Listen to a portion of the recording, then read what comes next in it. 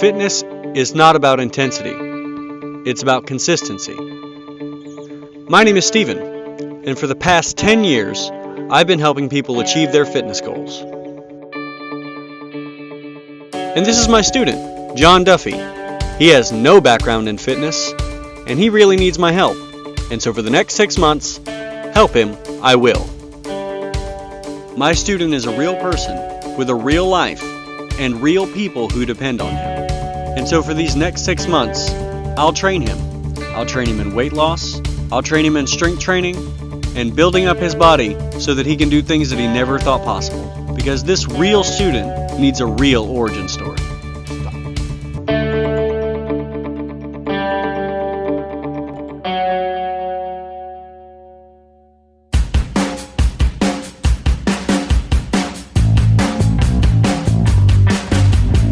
We're in the upstate of South Carolina for our first day of training. We're going to be covering the 5 basic human movement patterns: pushing, pulling, squatting or deadlifting, single limb movements, and twisting. Stop for some water because water is apparently good for you. Things you learn, right? To be honest, I've been lately drinking nothing but water and tea, hot tea, not sweet tea.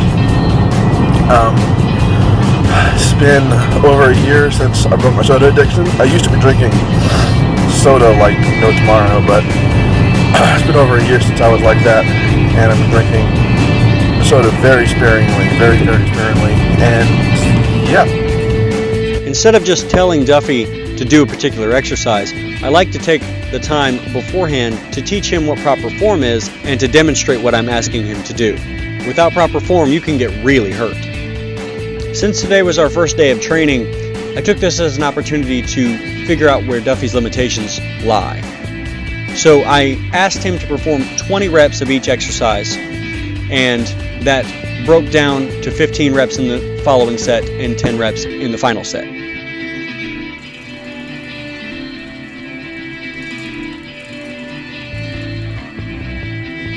Good. I'm going to lean that upper body a little bit forward. Yeah. As you squat, your upper body's going to come forward a little bit. Yeah, much better. These workouts, they've just been so hard. Today he's had me doing all sorts of things like rows and incline push-ups and squats and stuff. It's been really hard on my body, and I don't know how much longer I can go on. And if this is just the first day, I can't imagine what it's going to be like trying to do this tomorrow. The last thing we're going to do is single.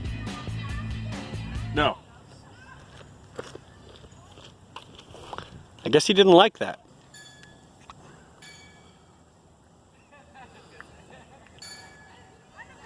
Duffy's staying hydrated. He's already killed one of these things. Don't waste it. Oh, it feels so good. We're in South Carolina in October, so it feels like July.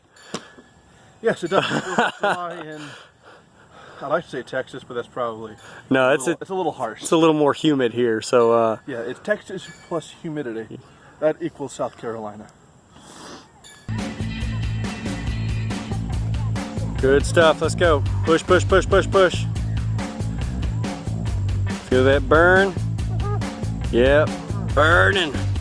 So we're going to do a supported lunge here, just like we did with the supported squats. I'm going to keep my weight in my heel. I'm going to step back into the lunge, and I don't want to think about driving this knee forward. I want to think about taking the back knee down. Okay, so I'm going to touch that to the ground very lightly, and then I'm going to keep my weight in my heel, drive through the heel, squeezing my glutes to stand back up. Try to take that back knee down. Bend. Okay, step back a little further than that. There you go. Keep that back leg straight. There you go. When it came to the lunges, I found my limits. The lunges, even with the support bar to help me, was way more than I was capable of doing, and I'm pretty sure that that's what really killed the workout here. Ross wanted me to do 10 of them on each leg. I was only able to do 5 on each leg, and even that was pushing my limits. During the next set, instead of doing lunges, I had Duffy do a series of step-ups, which was a way for him to still do the same type of movement, but it was just a little bit easier. And there you go, good. Know your balance is kind of killing you right now. Know you're tired, it's gonna be fine. Keep breathing.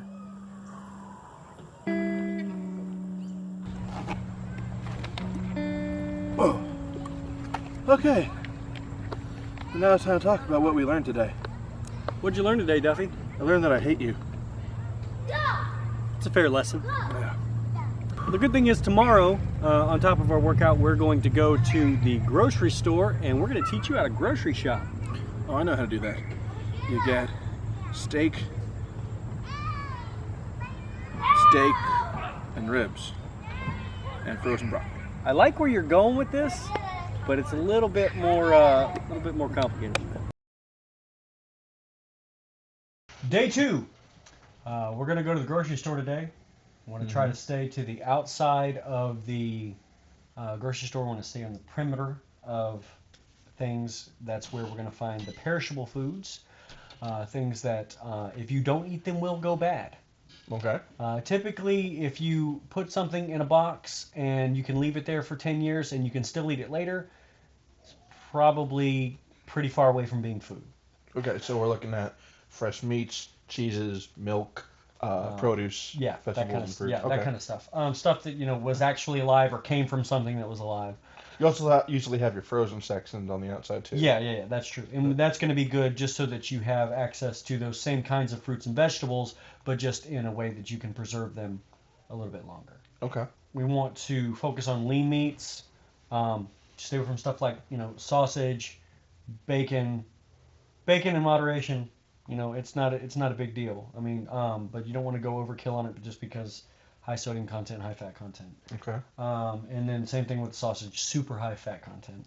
So when you say lean meats, does this mean I should be sticking to 99% lean meat? No, or... that's not absolutely necessary. Like 80% lean meat's not a bad thing, especially if you're draining off the fat.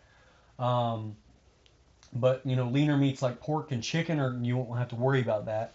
It's really easy to go over your calories for the day with a bunch of milk and cheese. It's just super easy. Cheese in a very minute amounts, what we're trying to do here. And then we want to try to use milk. You can use like a post-workout drink, or just something that is that you have in the morning if you need some protein to go with your meal. Just make sure that we are keeping it measured. So we want to have a lot of fruits and vegetables.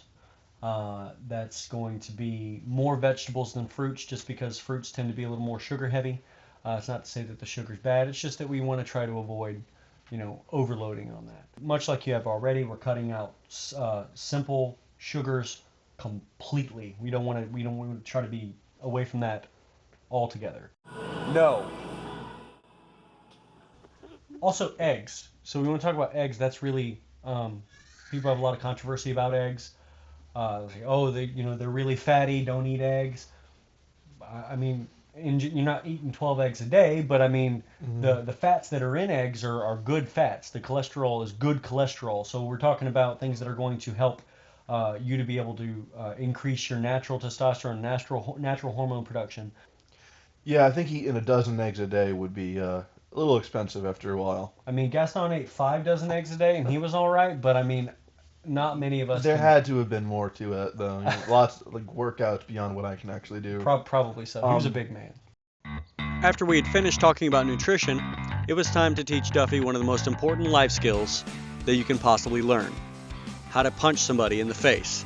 Just like in the exercises, form comes first. So we started with the stance and proper hand position for defense. I had Duffy throw plenty of jabs, and I even tested out his jab with my own hand, which was probably not a good idea because 420 pounds of jab hurts. Left me with a little bit of a bruise and a little bit of a bruise on his own hand. So we're even. Hi, Amy. Day 3 has come and the soreness continues. I'm finding it extremely hard to do simple tasks that I used to be able to do easily before. Even picking up and interacting with my little girl here, isn't as easy as it used to be. And after all the jabs I threw yesterday, my wrist is actually killing me in my right hand. So I'm really hoping that this pain and soreness goes away soon. Late last night, right as I went to bed, my hand really started hurting, and like right over here, you see, and it started to hurt really bad, so bad that I grabbed an ice pack, wrapped it up in a towel, and just tried to go to sleep with it like that. That was very hard to do. Couldn't keep it on all night because obviously it's kind of hard to sleep with something laying on your hand without, tossing it off in the middle of the night. My wife gave me a pain pill to take so I'd be able to go to sleep without dealing with that pain. And I woke up this morning and the pain wasn't there. However, I just went ahead and I picked up my daughter out of her crib, and after I put her down, my hand starts to hurt again. It doesn't hurt as bad as last night, but it also didn't, it wasn't super intense from the beginning last night either. So I'm a little worried about what might be going on with my hand here. So as soon as Steven gets here for our workout today, I'm going to ask him about that and see what he says.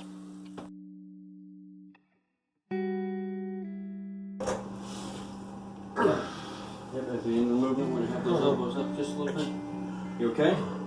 Too much? It's like I don't even have the ability to lift my arms up that high. Okay, just do the best you can, okay? For day 3 to be a little bit lighter, we just went upstairs to his home gym and did some work on that. And then we did some pretty light ab work and called it a day.